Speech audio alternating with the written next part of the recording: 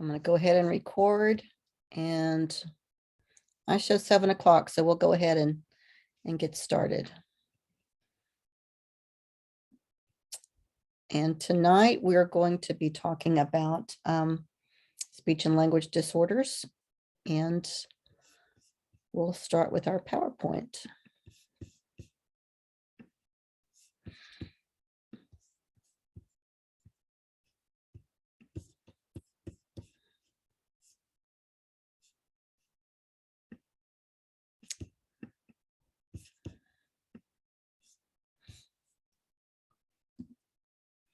So here are my two little grandsons, and both have had some speech and language issues. And so I like to start off talking about them and the issues that they have had. That's Wesley on the left, and they're both quite a bit older than this now. But Wesley has had a language disorder. He started off with a language disorder, and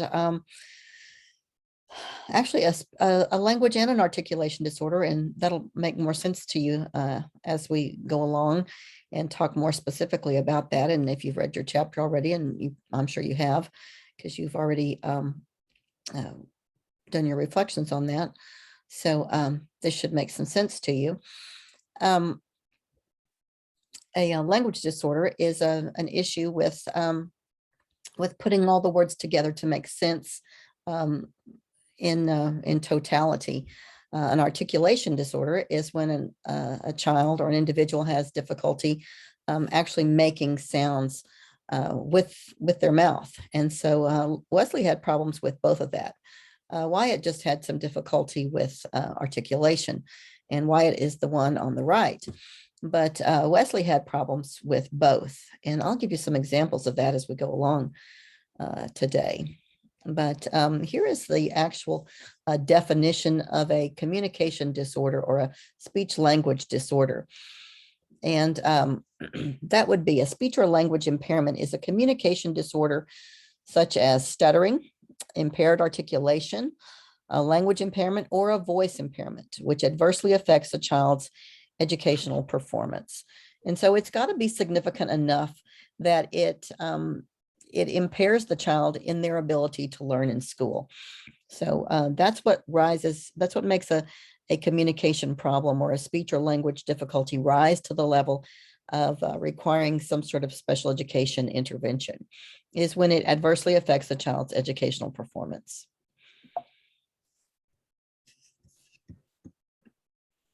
So there are 4 types of communication disorders, and I've mentioned 2 of these already, the first 2 in relationship to my grandson, Wesley. He has had an articulation and a language disorder. He's overcome the articulation disorder, but he still has a little bit of a language issue. We'll talk about each one of those specifically. The other 2 are voice and fluency disorders, and I'll describe each one of those. Communication disorders. Here are some words that you need to know, and we're going to have a test in the next week over the disabilities that we've studied in this unit, unit number 2.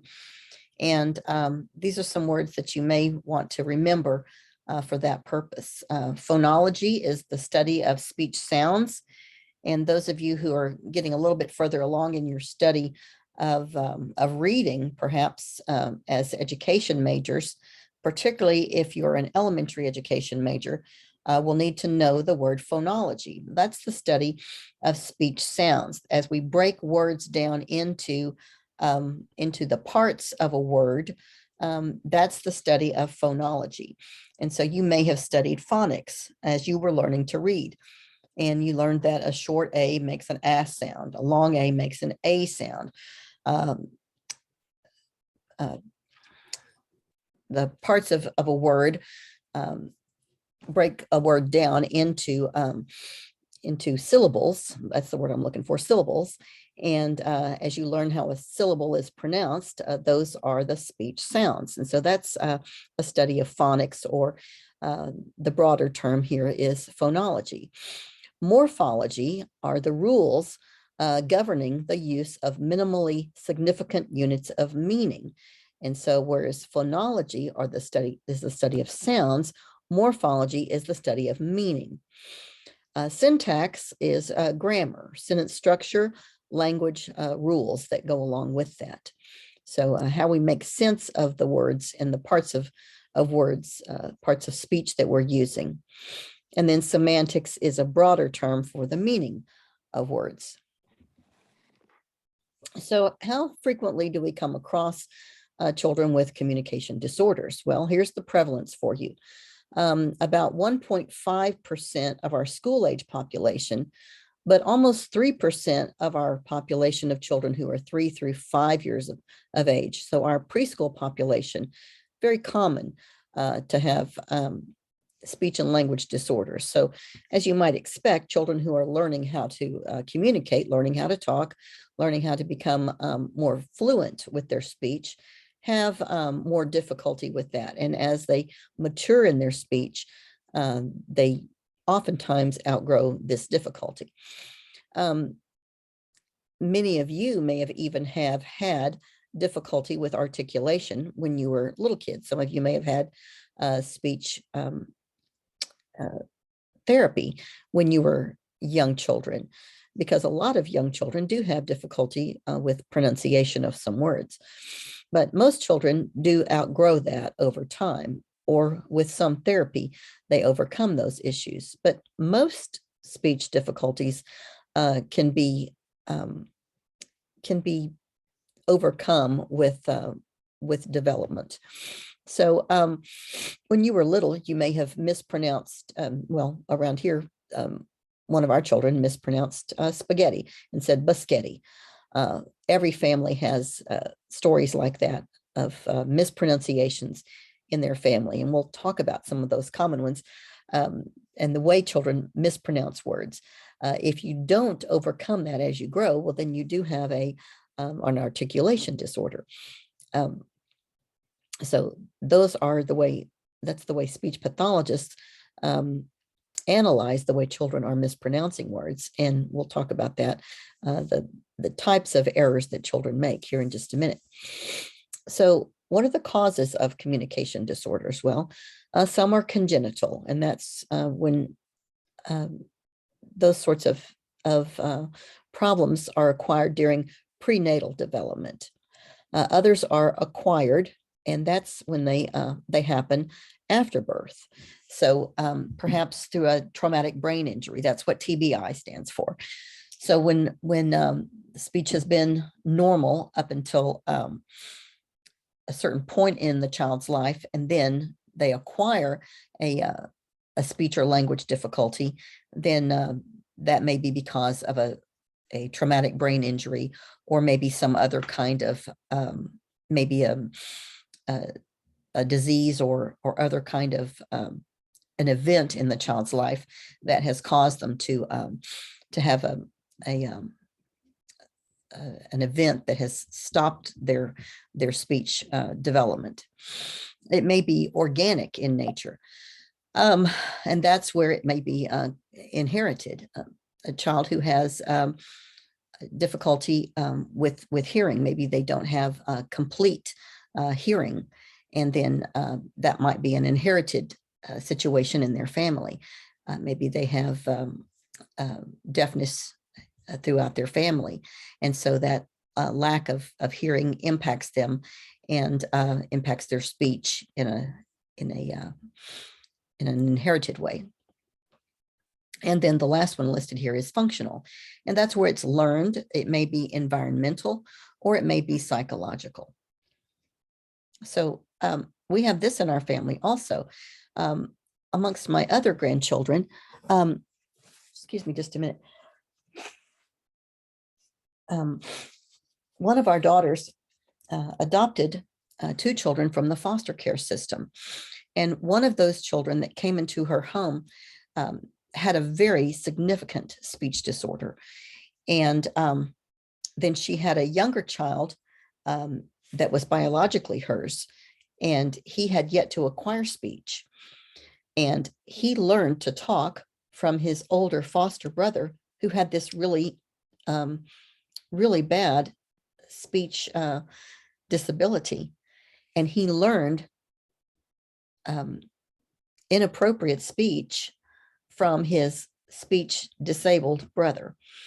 And so our little grandson Sterling, who would not, we don't believe, would have had any reason to have had a speech disorder, now has a speech disorder because he says words in the same way as his older foster brother. So he learned in an environmental way to say his words incorrectly from his older brother. So how do we identify communication disorders? Well, there are standard ways of doing so. Our speech language pathologists, or we call them SLPs in our schools, speech language pathologists, are the ones who do the identification of all kinds of communication disorders or speech language difficulties in our schools with students of all ages. They have most of their work at the elementary level because that's where we identify most of these disorders, and that's where most of them exist. And they do most of their work with very young children. We have a lot of children who come into the schools sometimes before they're even school age. They are invited to come to the school before they turn 5 years of age for eligible for kindergarten. They can come in as 3 and 4 year olds for speech language therapy, because the sooner we can get them in for therapy, the sooner we can correct some of those language difficulties before they get to be really bad habits. And so a lot of children come to school just for speech therapy and then go home. Or if they are yet to turn 3, early childhood intervention, ECI, which is another federal program, will go out to the home sometimes and see kids in their home setting to deliver speech therapy services. But speech language pathologists give a set of standardized tests and determine if a child has a speech or language disorder. And based upon that, and sometimes some informal measures, perhaps they'll give a parent a screener to or they'll ask them some questions, and maybe do an observation of a child, and through that and asking some questions, then doing some standardized testing as well. They'll use their professional judgment and make a determination as to whether or not a child has what would be considered a speech or language disorder, according to some parameters. Now, I have a bullet here that says identification of the linguistically diverse.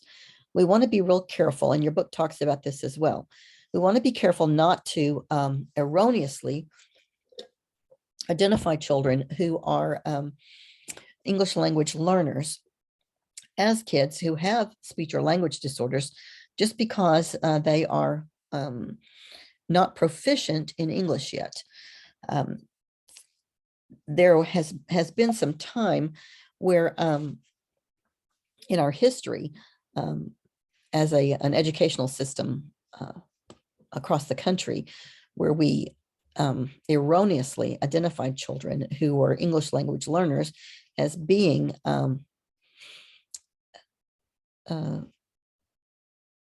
disabled in the area of speech and or language, when in fact the problem was just the fact that the child was learning English. They weren't proficient yet in English.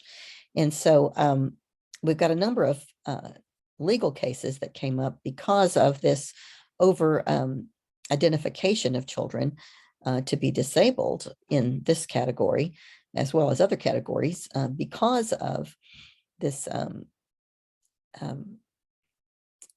lack of proficiency in English, when in fact that was not the reason for the disability. The reason there was not a disability at all. The issue was a lack of proficiency rather than disability.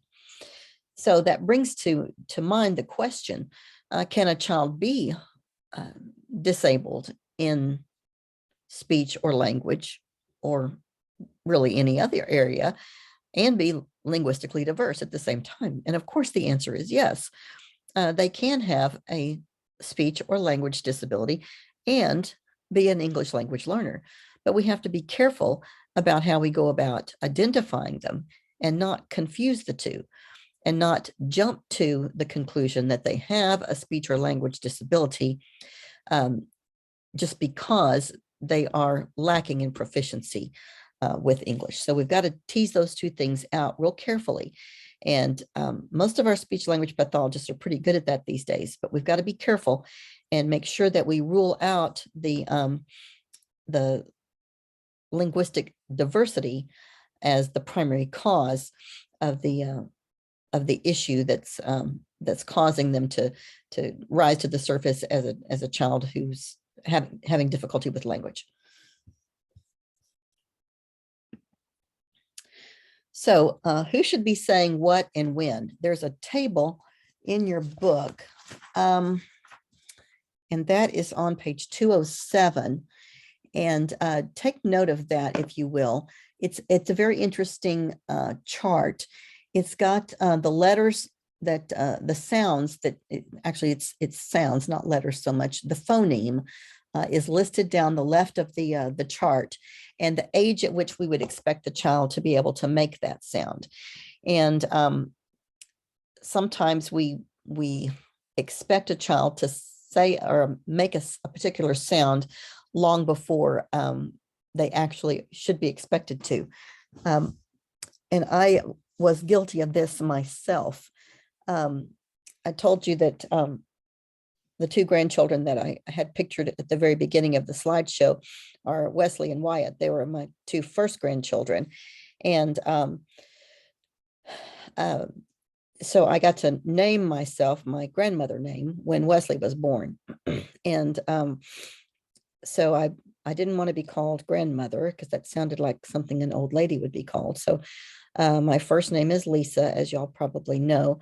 And I wanted to be called something based upon that. And so I decided I wanted to be called Lily instead of, Nana or Mimi or Grandma or any of those kind of things. So I started trying to teach Wesley to call me Lily.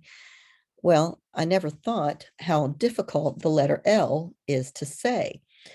And if you'll look on the chart, the L doesn't come in until way down there. Well, actually, it says on this chart, 3 to age range in years for correct pronunciation, 3 to 6 years. Well, Wesley was delayed anyway, and he couldn't say the L until he was more than 6 years old. Well, what he did was he substituted another letter for L, and it just so happened to be W.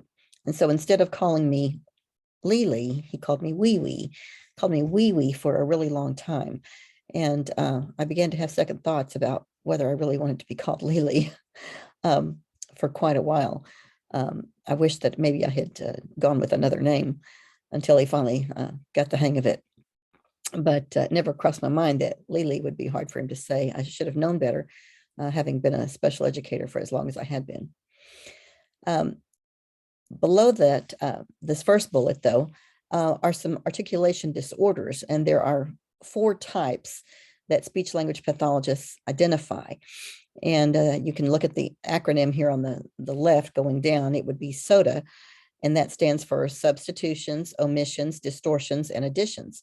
Those are the types of articulation disorders that children make.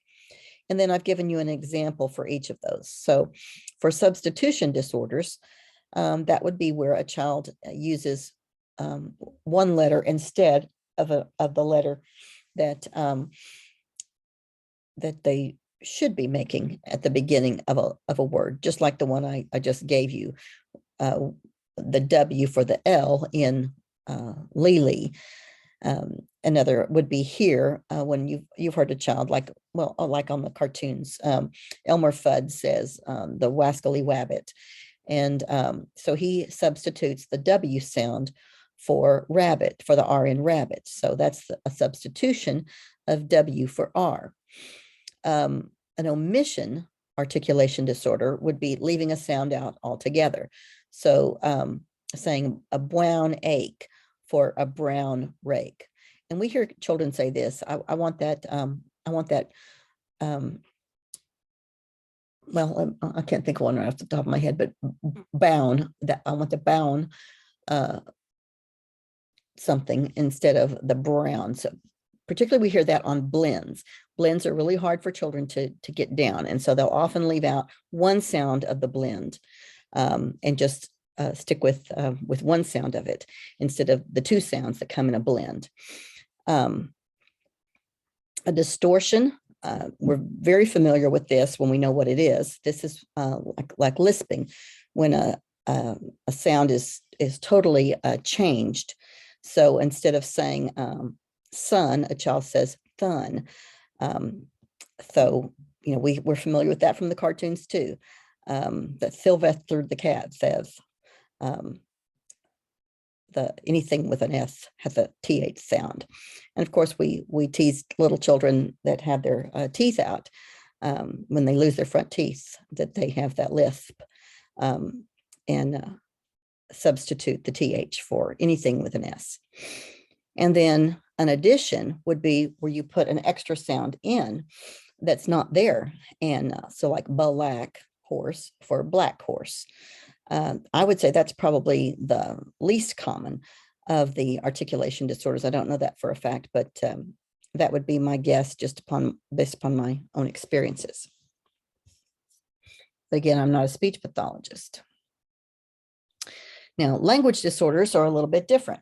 We've got receptive disorders. Those are disorders of the way a child hears things, and not the actual hearing, but the processing that occurs as it comes through the brain. It goes to the ears and then through the brain and is processed.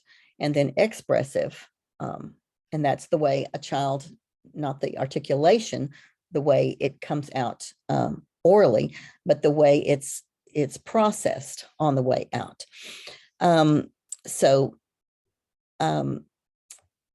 With phonology here, that would be difficulty with intelligibility or difficulty with rhyming or blending.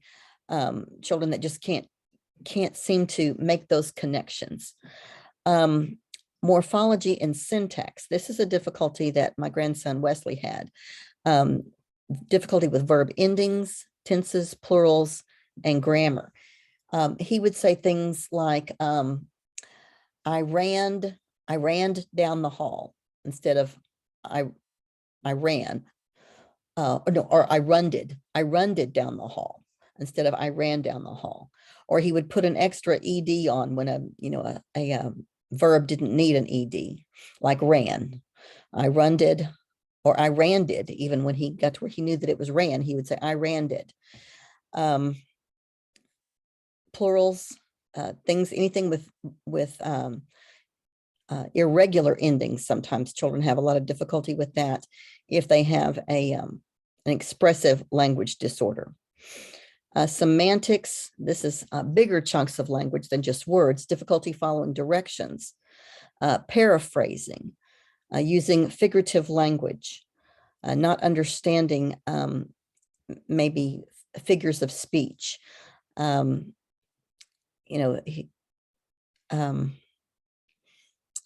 Anything that's abstract, they've got difficulty with some of those kinds of things. And then pragmatics are difficulty expressing ideas or understanding others. Now, fluency is continuity, smoothness, rate of effort, and rate of effort of speech. So these are issues of stuttering or cluttering. And cluttering is much like stuttering, but it's slightly different. Cluttering is more, let me think. stuttering is where you get hung up on the first word usually, and cluttering is more just a kind of a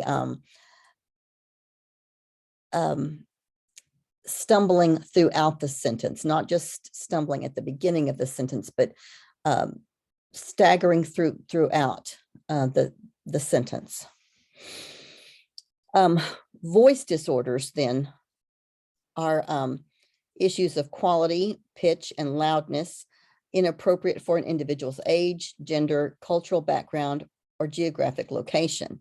So this has everything to do with the tone of voice, the pitch of voice. So usually, for an example on this, I'll give, like from the Little Rascals, Froggy had that very deep husky voice way down in his throat, or a really high pitched voice that sounds irregular for a typical voice. Sometimes this is organic, it's physiological in nature. There's something actually physically wrong with the voice, that wrong with the larynx, that's causing the voice to be very high or very low or raspy, those kinds of things. And sometimes it's improper or inefficient use of the vocal mechanism. And we'll talk about this in a little bit.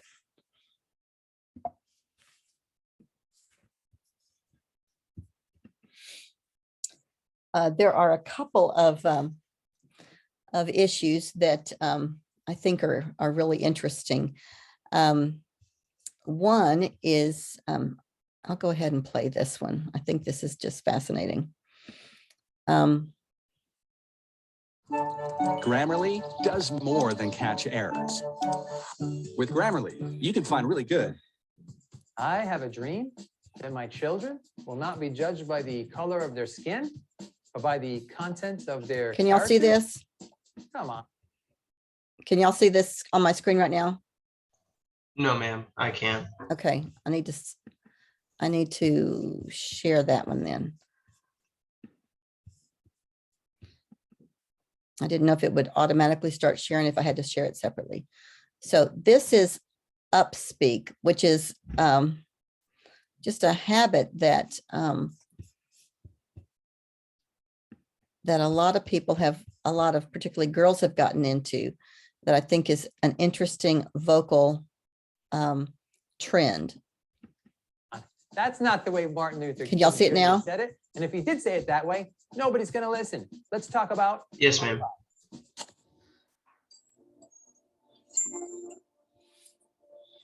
Hello, friends. I'm Alex Lyon, and Communication Coach is here to help you increase your impact, to lead your teams with more excellence. And you're not going to be leading your teams to more excellence through uptalk.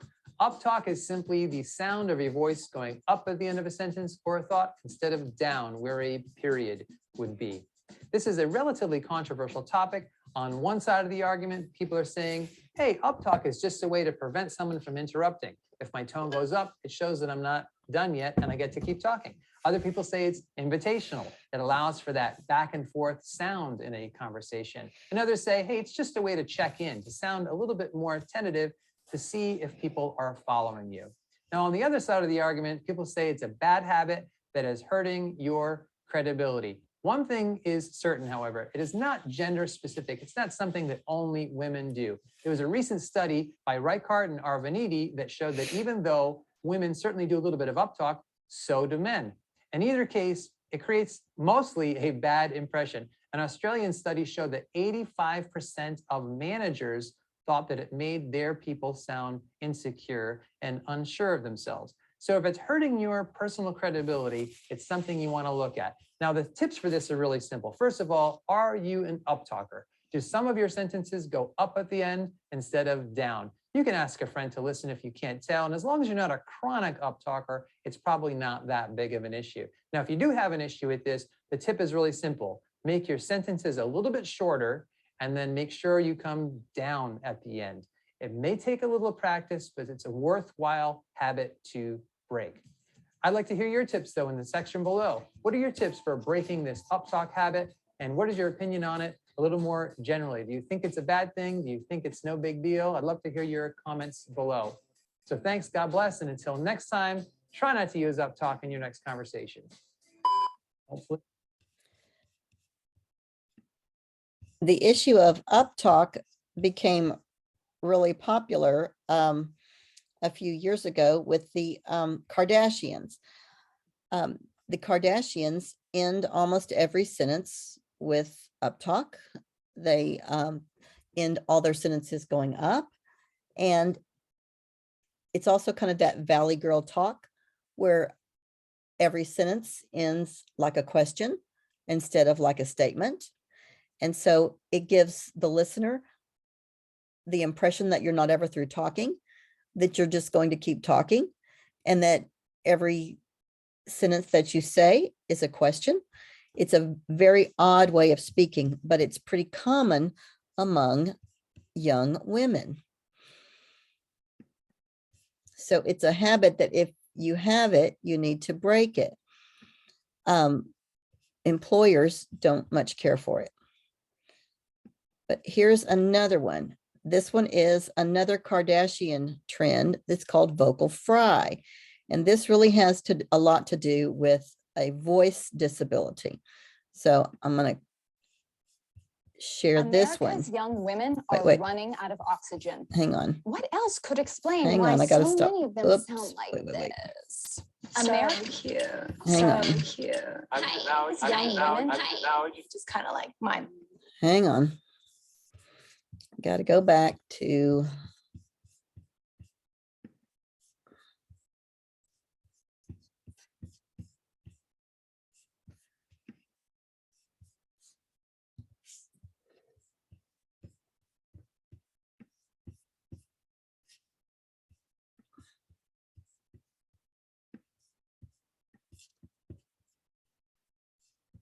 here.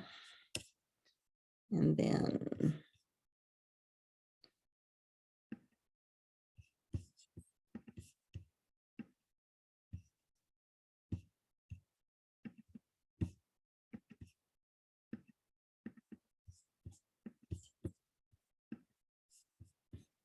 well,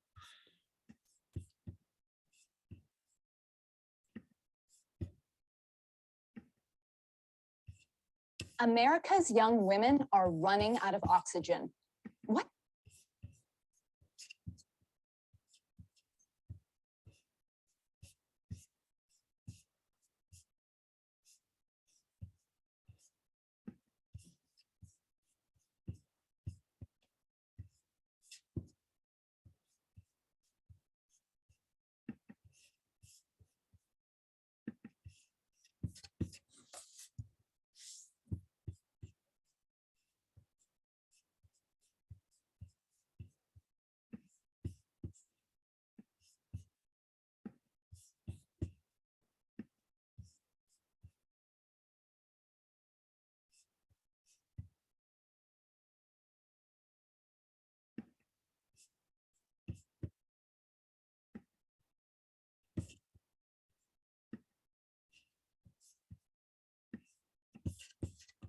well, where'd my screen go? There it is. There it is. What else could explain why so many of them sound like that?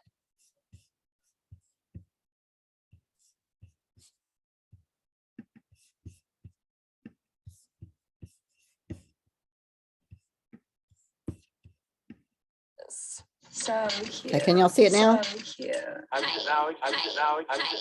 Just kind of like my Yes, ma'am. Okay. motto. Kim and Chloe just don't get it. Believe it or not, there's a scientific term for the way a Kardashian speaks, and it's vocal fry. It's a low, creaky vibration produced by a fluttering of the vocal cords. Speech pathologists call it a disorder that verges on vocal abuse, and here's what it looks like. Call it a quirk, a trend, or an epidemic. Vocal fry is everywhere. I'm not staying here tonight. The only reason why I'm going is just to like network. A recent study of women in college found that 2/3 of them use this glottalization. which explains why the fry is a sizzling topic in the New York Times. On morning TV, Sounds something like this. even for an NPR host. It's annoying. I mean, it's really annoying. When I was a tween in the early 80s, the Valley Girl was born. She brought us like and uptalk. And there's been like a general cultural agreement that like that kind of speech leaves the user sounding airheady and unprofessional. But vocal fry is unique because researchers have found that women who talk this way are seen by their peers as educated, urban-oriented, and upwardly mobile. You love him, and he totally complimented you. Some linguists even suggest that creaky young ladies are evolving our culture as linguistic innovators. Tyler has a pretty good reputation in this business. Well, metaphorically, I encourage every woman to find her voice. I'm dismayed at how low it can go. On my 16th birthday, I'm burned out on the fry. It sounds underwhelmed and disengaged. It's annoying to listen to a young woman who sounds world weary and exactly like her 14 best friends. America's young women are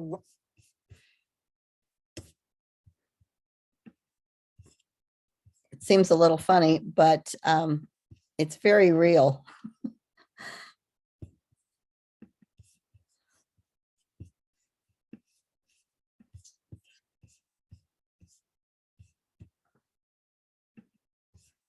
So we'll go back to the last couple of slides of the PowerPoint. Let's see.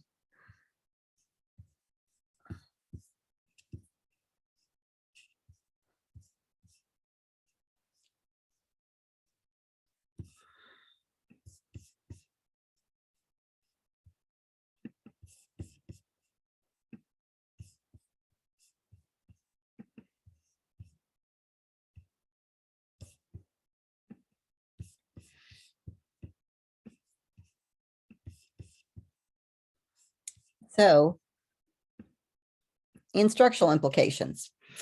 How is the student impacted instructionally? So what can we do for students who have speech or language issues who we find in our classrooms? Well, the first thing we want to do is find out what the child's IEP says.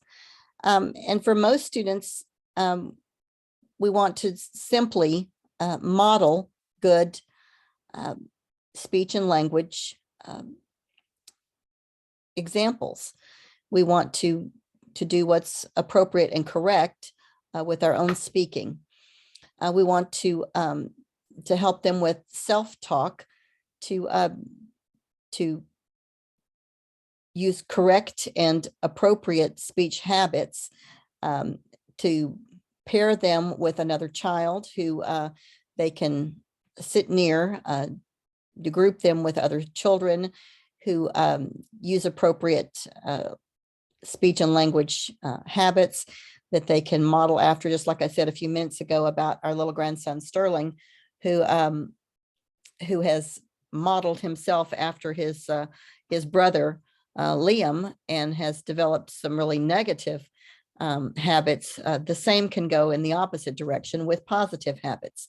So children can learn a lot from their peers, and if they have appropriate peer models, they can learn appropriate ways to speak.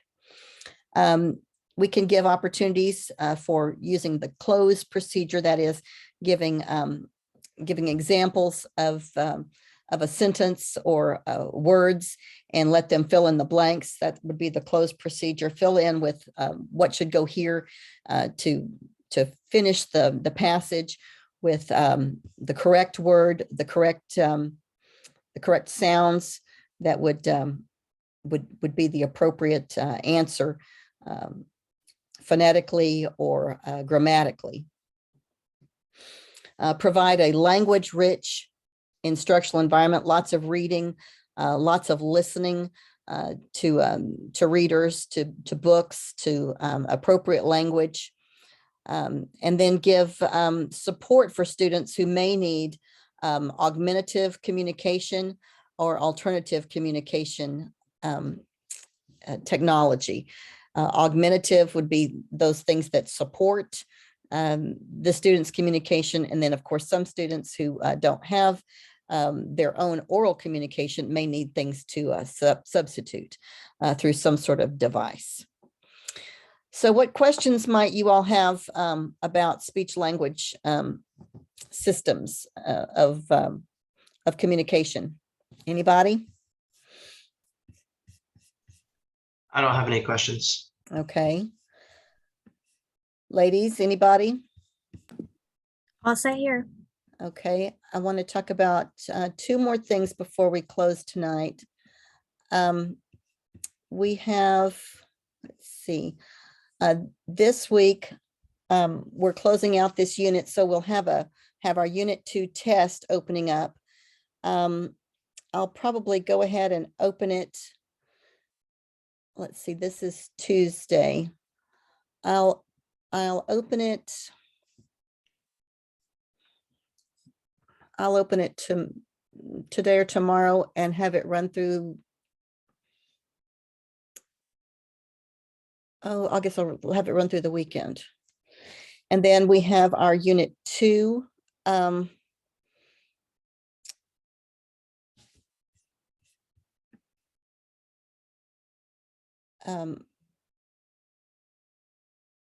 Application activity. And I was going to, let's see if I still have.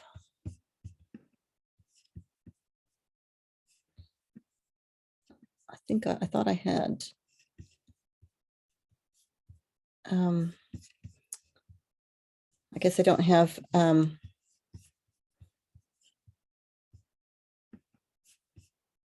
Canvas open right now, but the instructions there are to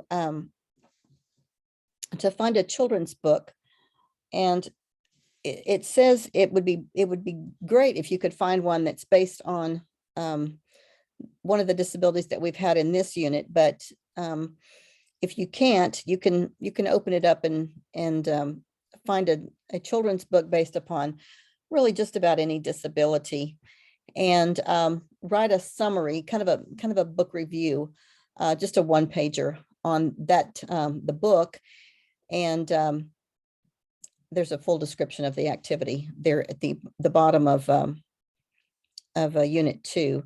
I'm not sure if I've opened it yet, but I will tonight.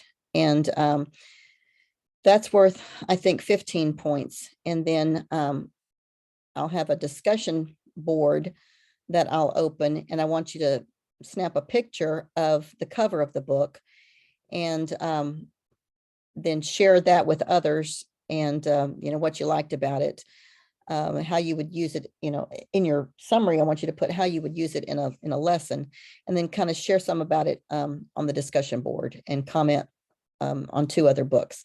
So you'll get some ideas of good books that you can use in your classes later on. So the idea is to find a book, about, that uses something having to do with disabilities in it. There's tons and tons of literature, children's literature out there about children with disabilities or animals that have disabilities. If it's for younger children, there's a whole series of books about, I don't know, a turtle with ADD, or a mouse with anxiety, or there's a whole series of those if you're working with younger children.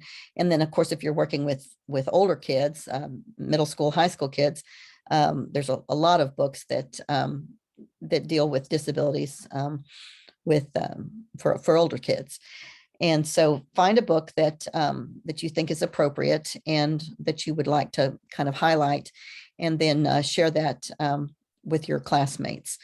But all of the instructions are there on unit at the bottom of Unit 2. And then our second test will be the same format as the first test. All of the answers are in your textbook. You'll have the same amount of time. It'll be multiple choice. I don't think there's any short answer on test 2, but you'll have, a few days to get that done. I think I'll give you the rest of this week and all of next week to do the application activity. So it won't be due till next weekend. Okay. Any questions? I have a question about the journals. Is that turned in at the end of the semester or weekly? The journal, you mean for, about your Placement. placement end of the semester? Okay, okay. Yeah. Anybody else? No, ma'am. Okay. Well, then we'll call it a night. Thank you all for tuning in. And I'll see you soon. See you next week or Uh-huh. the week after. Next week's not spring break, is it? Don't we have one more week? No, next week, spring break. Next week is spring break. Yes. It is. Okay. Well, thanks for setting me straight. Okay. We're off next week. Thank you. Uh-huh. My husband's off, I guess, a different week. So I'm on his schedule. I got to get my mind straight. Next week is spring break. Yes, ma'am. Okay. Well, thank you. Mhm. Okay, then I may adjust these dates a little bit then. Okay. Okay. All right. I may adjust these dates a little bit then. All right. Thank you for setting me straight. All right. We'll see y'all. Bye.